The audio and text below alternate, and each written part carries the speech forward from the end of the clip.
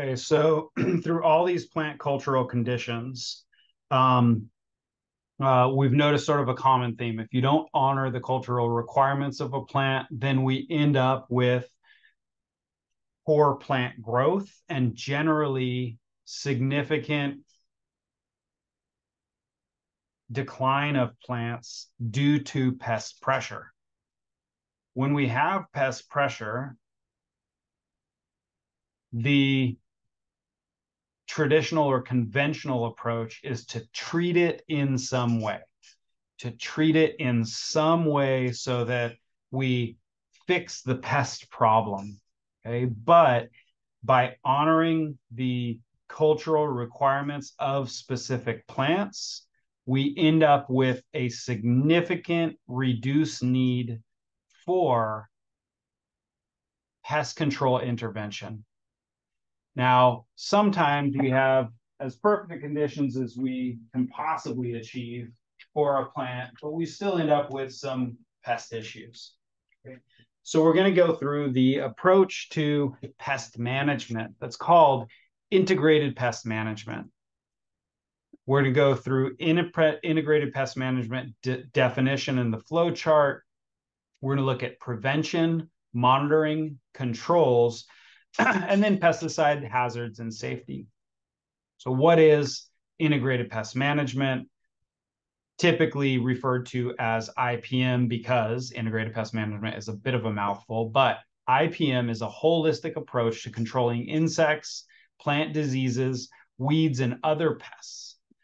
Integrated pest management programs integrate the use of many environmentally sound strategies for managing, but not necessarily eliminating pests. First and foremost, integrated pest management seeks to prevent pests by fostering a healthy environment in which plants have the strength to resist disease and insect infestations and to outcompete weeds.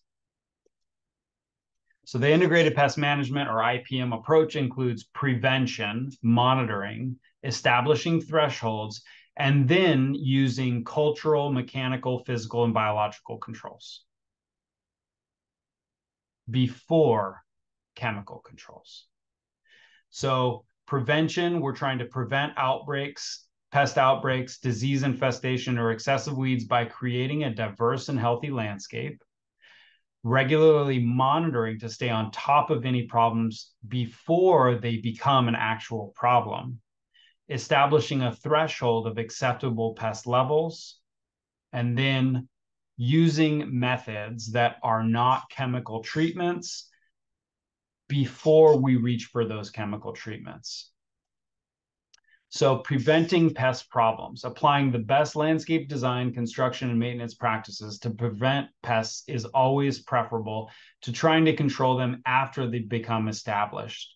So ways that we can do that are selecting plant materials that are free from diseases and insects, also selecting cultivated varieties that are less susceptible to certain pest infestations, eliminating noxious weeds before they go to seed or spread uncontrollably. So picking the right weeds, right? Ones that are about to go to flower and spread seed. Proper pruning and watering. Proper planting and watering. Okay. So watering, incredibly important. If we overwater certain plants, then they have significant negative reactions. If we underwater plants that need more water, they're going to be under stress and more susceptible to pests and diseases. Prune judiciously. So there's proper pruning techniques that are very important to be able to make sure that we reduce the opportunity for pests to infest our plants. Clean equipment after use. With diseases like blights, bacterial stuff, fungal issues. If we are pruning out infected material, we also are opening up the opportunity to transfer that infection to other plants. So cleaning that equipment is very important. Monitoring. This is a really critical piece. So a critical part of integrated pest management is monitoring, observing the site at regular intervals in order to understand whether populations are increasing or decreasing and what harm pests are actually doing. You need to regularly check plant material. Early detection is really key so that we can get the problem taken care of before it becomes a major problem. Proper identification of pests is incredibly important. Assessing the damage, right? Sometimes there's no damage or no detrimental effect to the plant. And in those cases, sometimes we do nothing. Identifying proper actions of control. Okay, so looking, observing, and checking plants to be sure that there's nothing negative happening on that plant, and catching it really early we can achieve through monitoring. Ways that we can successfully monitor. Really, if you're in charge of landscapes, then providing staff with time and resources to learn to identify both pests and beneficial organisms. Checking plants often for vigor and signs of pests. So sometimes you're just observing from afar and you can see if there's problems, if there's major problems. But a lot of times you need to get into that plant and really look to see if something's happening. Educating clients, so general public, people that are not horticulture people, okay, that don't have wide horticultural knowledge, getting them to understand that they need to kind of keep an eye out on plants for any potential problems, but also setting realistic standards and thresholds for these pest problems. We've talked a bit about aphids, and an aphid-infested tulip tree that's in the middle of a lawn in a large park, you don't have to do anything. Those aphids are not going to kill that plant. The negative impact is that we get that honeydew dropping, which is an issue if it's over hardscape areas or picnic tables or anything like that, because it's yucky, right? But if it's dropping into grass, who cares?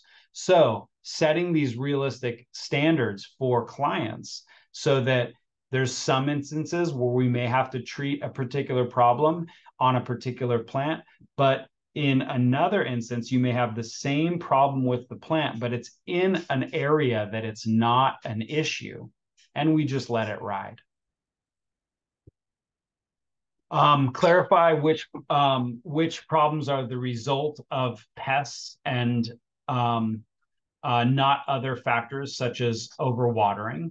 Evaluate and record the results of any treatments and stay up to date. So this link here and these two links are great resources, and I've referenced these this UCNR IPM site in previous presentations. It is a wealth of information that if you have any problem, you can generally find it pretty easily, and you can look at what the cultural practices are, management techniques, etc., are for addressing those problems. So jump into that if you ever notice a problem, and it will give you a significant amount. It's a great resource to get the information that you need to know what to do. So monitoring. What are we monitoring for? We're monitoring for pests. Pests are organisms that damage or interfere with desirable plants in our fields, orchards, landscapes, wildlands, etc., or damage homes or other structures. Pests also include organisms that impact human or animal health, and pests may transmit disease or may be just a nuisance. So these pests could be a weed, vertebrates, so rodents, birds, other mammals, invertebrates, so insects, ticks, mites, snails, etc., nematodes, and then pathogens, so bacteria, viruses, funguses, etc.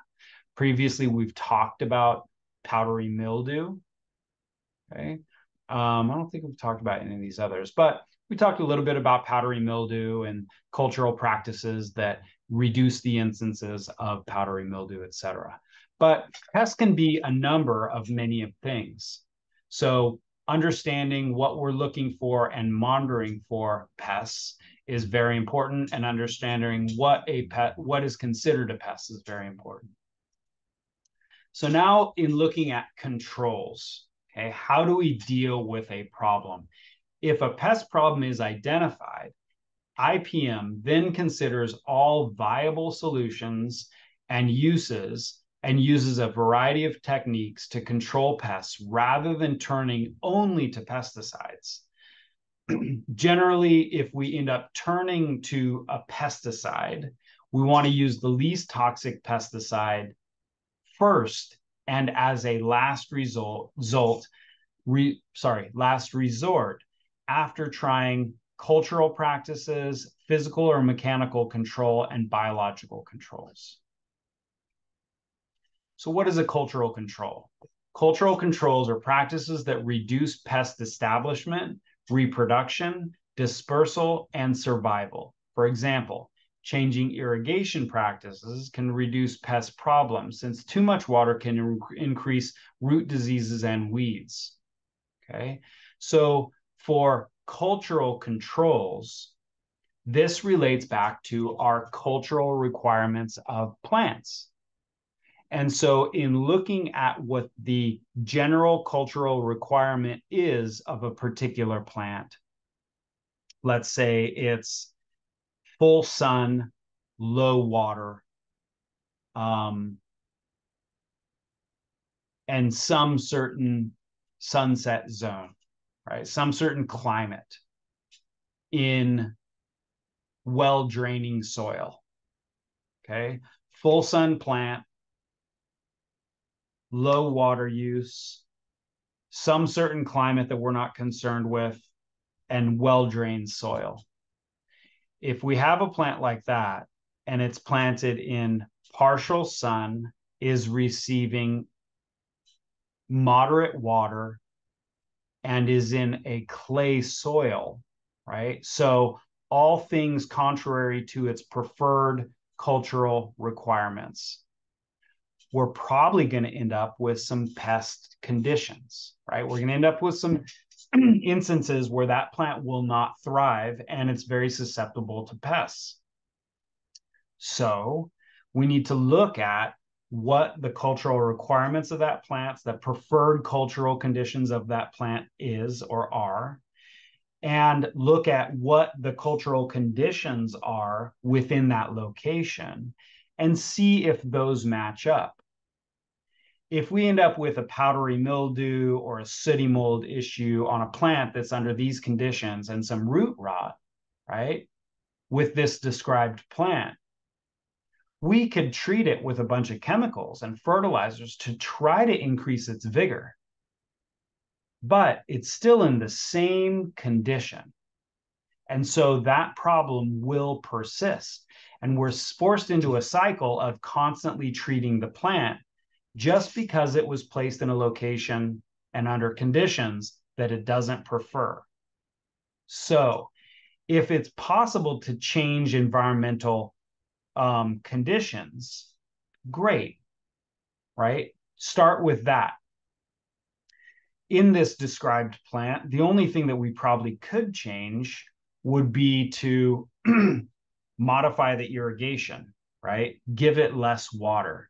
That is not going to change our solar exposure, and that's not going to change our soil. Remember, we can't change our soil type.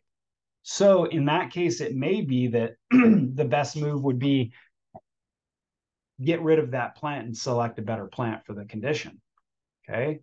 Or try to reduce water and see if you get a little bit of help out of that, okay? So looking at what the cultural control is, and we really, again, need to look at all those cultural requirements of plants and be able to assess its existing condition and whether those existing cultural conditions are in line with what the cultural requirements of that particular plant are, okay? If we can change one of the cultural conditions, then we're controlling that aspect, which will ideally help us with this pest problem. Okay, so cultural controls, that's relating our known cultural requirements of a particular plant and recognizing whether it's under its preferred cultural conditions, making a modification if possible. that's the first spot to start. Second is physical and mechanical controls. These are practices that kill a pest directly or block pests out or make the environment unsuitable for it. Traps for rodents is an example of a mechanical control. Physical control includes mulches for weed management, steam sterilization of the soil for disease management, or barriers such as screens to keep birds or insects out. Okay, so physical or mechanical controls. If we're under a condition where there's a fruit tree, a small orchard, or something like that, and there's really heavy bird activity, that those birds or even squirrels will try to get to that fruit before it's ripened and usable, then you can use physical controls, a physical barrier, right, such as screens or nettings to keep those pests out of the situation. Okay. Trapping or so traps for rodents is a good example. Sticky traps for insects, also a good example.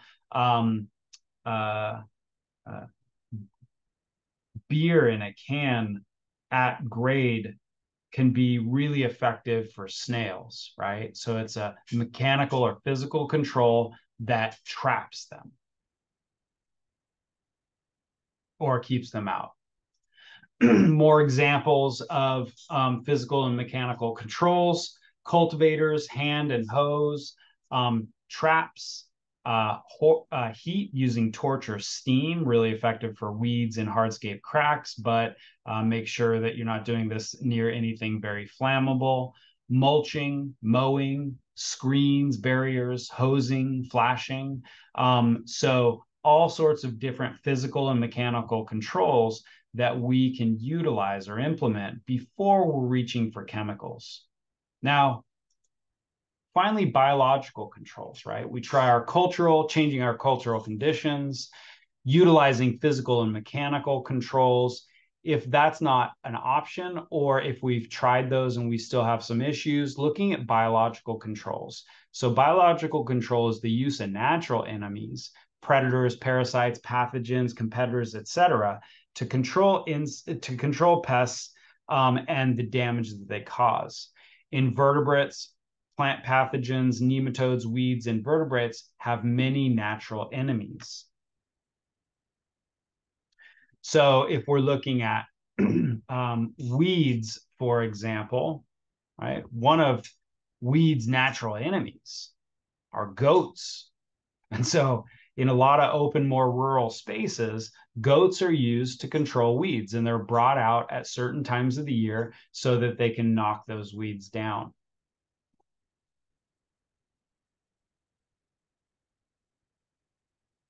So beneficial insects are any of a number of species of insects that perform valued services like pollination and pest control. Insectary plants attract beneficials. Okay, we can go down and we can buy ladybugs. We can buy green lacewings. We can buy a lot of these things at garden centers and release them. Now, a lot of times you buy 100 ladybugs or 500 ladybugs, and you're lucky if 20 of them hang around. So there's certain ways that we can encourage those insects to stay in place if we're adding them. Okay. These insects, these beneficial insects, prey on aphids, whiteflies, potato beetles, slugs, cutworms, spider mites, aphids, right? There's all these great controls for aphids and other really common pests. Now, it's important to remember that if we're using these or trying to encourage the use of beneficial insects, when we're setting up our landscapes and gardens initially, if we can include some plants that attract these beneficial insects and give them home and food, home being these plants, food being these pests, right? Then we can significantly encourage these beneficial insects to hang out in our landscapes and gardens. And if we're releasing them, we can encourage them to stay. So ladybugs are attracted by dill, dandelion, yarrow. This is spelt wrong. Let's see, lacewings, dill again. Popping down here, you see a lot of yarrow, right? Arachnid wasps are attracted to yarrow. So you can incorporate some of these plants into landscapes and significantly encourage beneficial insects to actually stay there in those insectary plants. So tips for successful biological control include developing refuges for beneficial insects by establishing areas of flowering plants and shrubs to supply nectar, alternative hosts, and shelter, right? Here's a list of those types of plants. There's far more than this. Choosing and using pesticides wisely so you can conserve indigenous or release natural enemies of insects and mite pests. Okay, we'll get into that a little bit more in a couple slides here. Purchasing and releasing predators and parasites of pests, if available, can be an effective. It can be effective in reducing pest populations. Now, again, if you release them, there's ways to try to get them to hang out more for a longer period of time and stay there, right? By using insectary plants in these landscapes. But also, if you're releasing, release at the proper time. So for ladybugs, they're very active when it's warm. If you release them when they're very active, let's say you open up a container of them at 11 in the morning in the summertime, well, they might go off and hang out on the plants that you want them to get rid of some pests on, but they're very active, so they're going to fly around. If you can release them during the cooler hours of the day, so nighttime, very, very early morning, so that they slowly go out and look for food, right, in the adjacent area, there's a much better chance that you'll get those predators to stay in place. And maintain healthy soil that hosts beneficial soil organisms, right? So you can almost always find bad nematodes in soil. So root knot nematodes, all sorts of different, bad biological life. But with a healthy soil, remember, it balances that system. And along with those bad nematodes comes predator nematodes that will eat those, right? Now, if none of these work, reach for least toxic chemical controls first. So the least toxic chemical controls use pesticides only when needed and in combination with other approaches for more effective long-term control. Pesticides are selected and applied in a way that minimizes their possible harm to people, non-target organisms, and the environment. With integrated pest management, you'll use the most selective pesticide that will do the job and be the safest for other organisms and for air, soil, and water quality. Use pesticides in bait stations rather than sprays, or spot spray a few weeds instead of the entire area. Okay, so you really want to think this through. Now, here it says, where did it go?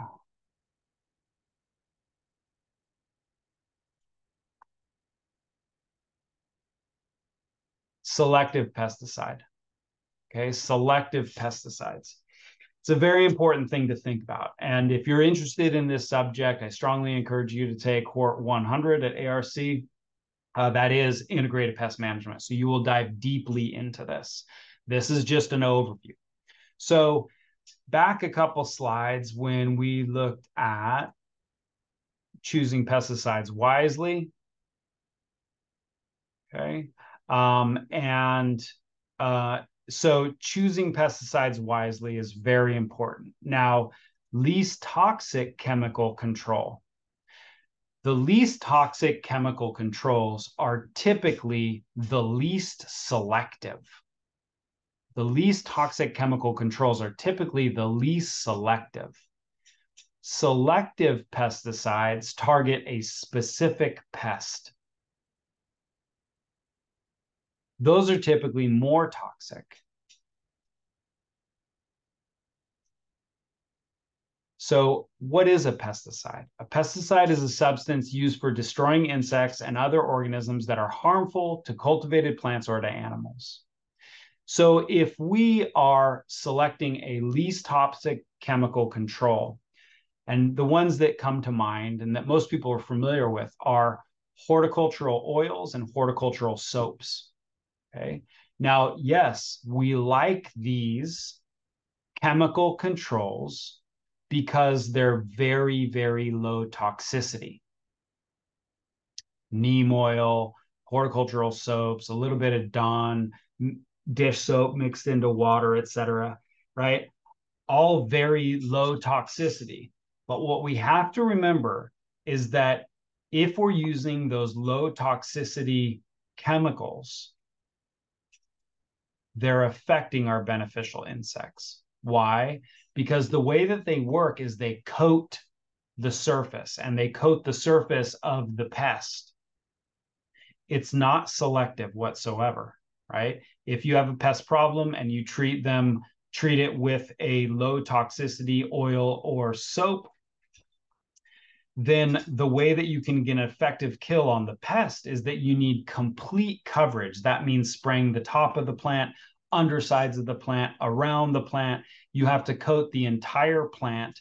And when you do that, the goal is to coat the entire pest. But in the process, you're also coating all of the beneficial insects. So monitoring and proper identification is incredibly important, because if you see that there is a pest, right? If you see that there's some sort of pest, identifying that pest is very important, but also being able to identify what else is there. Because if there's a high aphid population, but also a high ladybug and immature ladybug population, chances are those ladybugs will take care of the situation. If you just jump to spraying it with a neem oil or horticultural soap, you're going to end up drastically affecting your beneficial insects. Okay. So, yes, least toxic, very important. But remember, try cultural controls, mechanical controls, physical controls. And remember, use monitoring and establish whether it's even necessary to treat it. If that plant is in a location that it's inappropriate or doesn't matter, let those aphids ride. It will not kill the plant. So pesticides include insecticides, herbicides, fungicides, rodenticides, miticides, molluscicides. Now, every pesticide is toxic to something. Toxicity levels vary. We're considering risk, our toxicity combined with our exposure becomes the risk factor, right? So we could have a very low toxicity pesticide with high exposure, and we end up with very low risk. A very high toxicity pesticide with very controlled exposure, we end up with low risk. A highly toxic pesticide with high levels of exposure, we end up with significant risk. Okay. And the risk signal words are danger, which is the most toxic, warning, which is moderately toxic, and caution, which is lowest toxicity. So looking at some different active ingredients, okay, different active ingredients. Here's our neem oil and our soaps that we already talked about.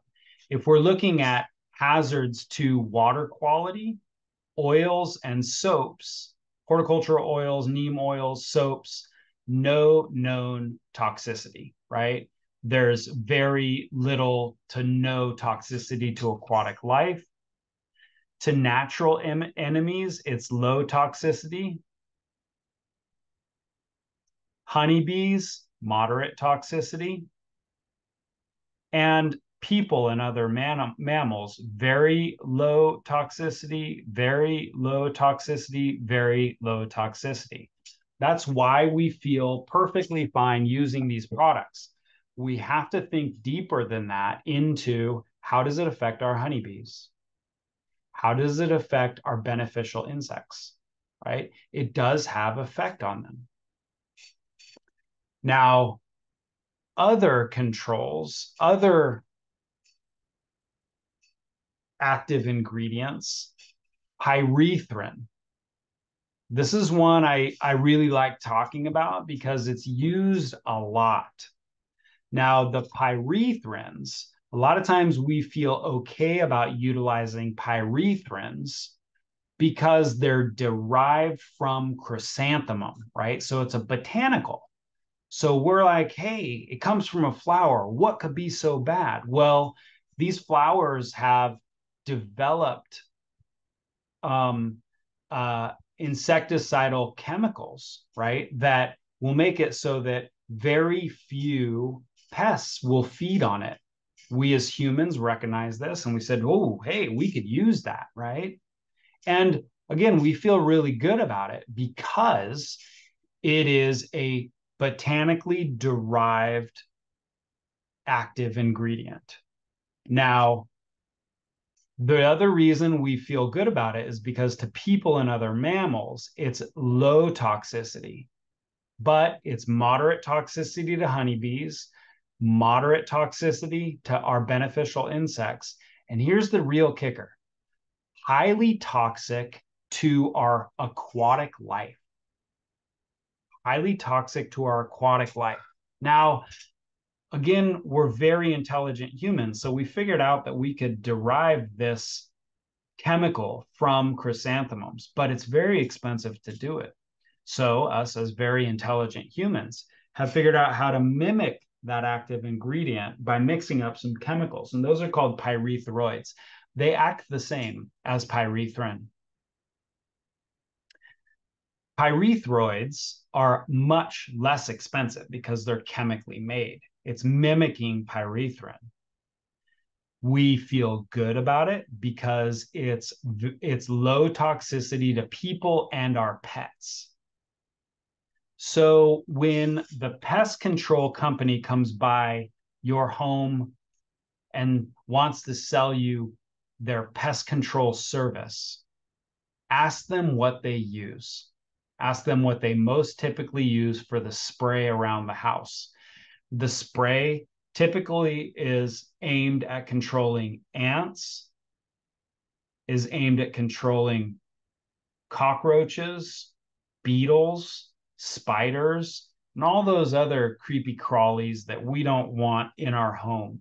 And so their normal move is to every couple months spray a pyrethroid around the perimeter of the structure to reduce the instances that these pests will invade the home. And it works. But we really need to think this through. And a lot of times those pest salespeople, when they show up at my house, I really like asking them a lot of questions. I always ask them what they use. Usually the sales guy doesn't know. They're just trying to make the sale. So they end up calling their manager. But their first thing that they say is, they say, everything we use is plant derived or plant based. And so I say, what is it that you use? And they'll have a list of the brand names. Well, you have to dig deeper than the brand names. You need to dig into what the active ingredient is. So I ask them to give me the brand names and I will dive into what the active ingredient is. First of all, they always say that it's botanically derived, and I always have to correct them because it's never pyrethrin that they're using. It's a pyrethroid. So I have to correct them and say it's a man-made chemical that mimics a botanical. So that's the first correction. I always give them a bit of education. The second question I ask is, when do you spray? and they say that we spray 4 times a year or 6 times a year, whatever it is, right? I want to ask what season they spray in. The reason I want to ask what season they spray in is technically it is less harmful if a pyrethrin or a pyrethroid is sprayed during the dry season. So May through August, September is relatively acceptable. Not great for our beneficial insects, not great for our honeybees, perfectly fine for us. But the exposure portion, right? If we're looking at exposure, if they're spraying a pyrethrin or a pyrethroid during the rainy season and rain hits that chemical and it sheets off of the driveway into the storm drain, curb and gutter system, and into the storm drain and into our waterways, that's when it becomes highly toxic to our aquatic life. Okay, so if there's a pest control service that knows that they're not supposed to use this during the rainy season, I sort of give them the thumbs up, right? But generally, it's used throughout the year. And while it's low toxicity to us, moderate, not high or very high toxicity to honeybees and beneficials, right? This is a pretty good selection. Things down our waterways within our watershed are affected by this application that we don't see. And so we need to really do our best to be diligent about being wise with our pest selections, our pest control selections. Okay, so I always like pointing that out because it's a real life thing that happens every day. And again, we feel good about things because it's not toxic to us or our cats and dogs and whatever animals are running around, our kids. It's not crazy toxic to honeybees because their contact is very low. It's not crazy toxic to natural enemies, probably because their contact is quite low. But to our aquatic life, it is devastating.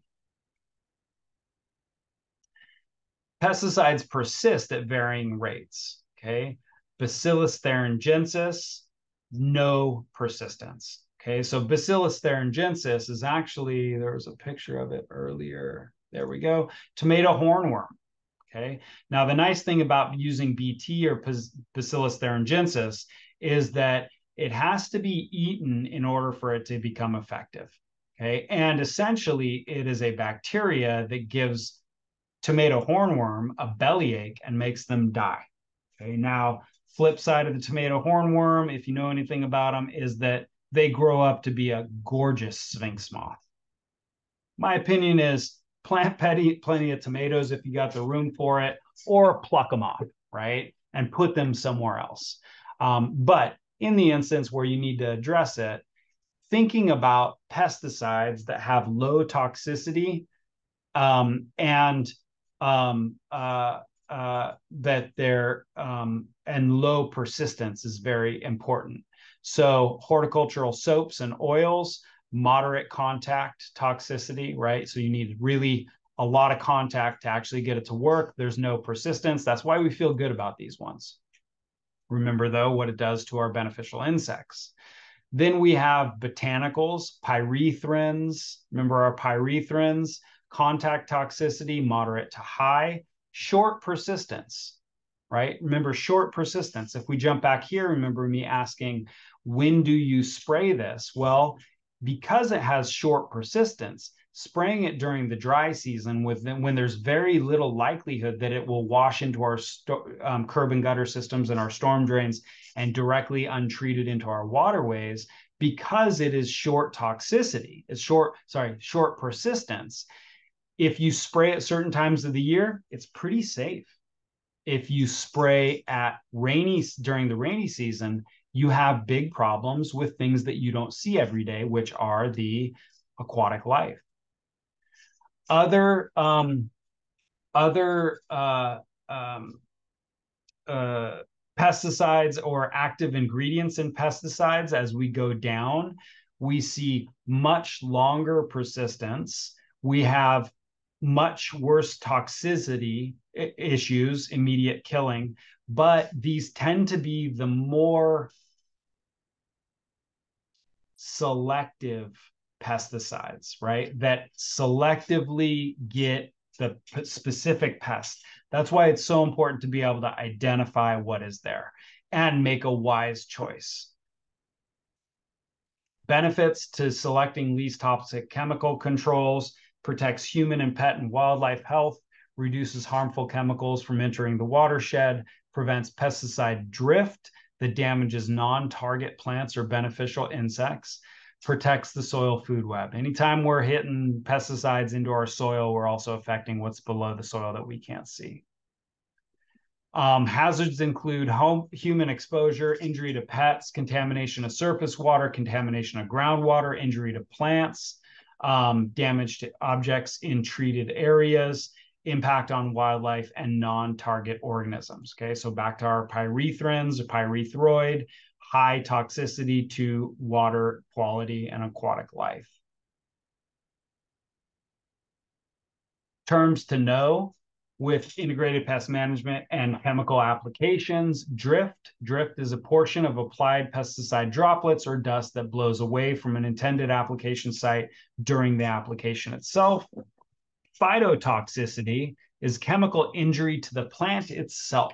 Okay, this happens with excessive application rates, inadequate mixing, improper pesticide dilution may cause plant damage. So a lot of these pesticides come in concentrated form and they're meant to mix with water.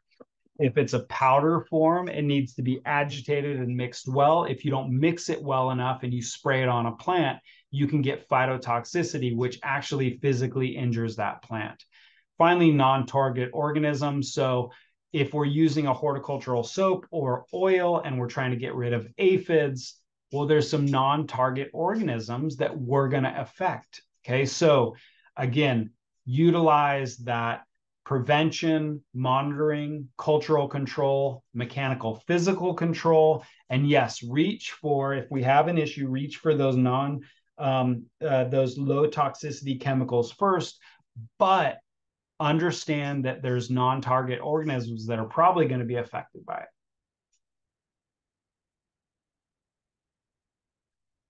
So pesticides safely. When pesticides are identified as necessary, always follow safety precautions and plan properly. Considerations when planning a pesticide application include making sure that employees are well trained, making sure that we have the right equipment, making sure that the transportation is safe and the storage is safe and secure. Mixing and loading locations are identified and that those sites are safe. And then the treatment site, make sure it's inspected, make sure that before the application, any hazards are identified. And if it's a danger, if it hits certain risk levels, that it's properly signed. When other things to consider when we're planning a pesticide application: the weather conditions, right? Is it suitable for application? High winds, we're going to get high drift and hit a lot of non-target organisms. Is rainfall in the future, etc.?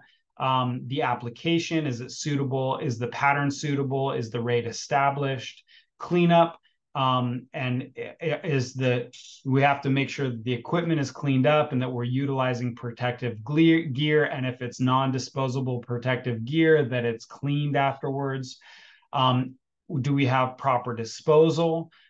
Is it safely stored? Reports and records are also necessary for many of our pesticides. County Ag will check this if you're registered to be able to apply chemicals. Follow-up. Follow-up is absolutely necessary. So you can't spray it and walk away. You got to spray it and check to see how effective it was. Okay, it's very important to do that. And then we also, again, want to follow up with any non-target damage issues. So um, uh, that is it on a brief overview of integrated pest management. Again, very important to understand it. And ultimately, this all boils down to honoring the cultural requirements of plants and making sure that those plants are in a cultural condition that is conducive to their healthy plant growth.